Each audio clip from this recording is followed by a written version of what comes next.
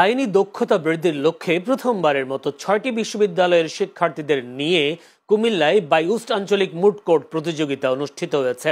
Bangladesh army international university of science and টেকনোলজির আইন বিভাগের উদ্যোগে গতকাল দিনব্যাপী এই অনুষ্ঠানের আয়োজন করা হয়।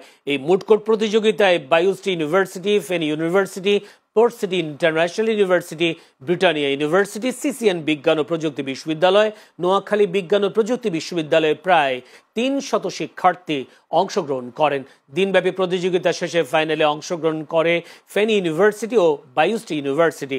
বায়ুস্টের অডিটোরিয়ামে অনুষ্ঠিত ফাইনাল প্রতিযোগিতায় প্রধান অতিথির বক্তব্য রাখেন বায়ুস্ট ইউনিভার্সিটির ভিসি ব্রিগেডিয়ার জেনারেল মোহাম্মদ নূর হোসেন। পরে চ্যাম্পিয়ন হওয়ায় ফেনী ইউনিভার্সিটির প্রতিযোগীদের মাঝে পুরস্কার তুলে দেন অনুষ্ঠানে আগত অতিথিরা।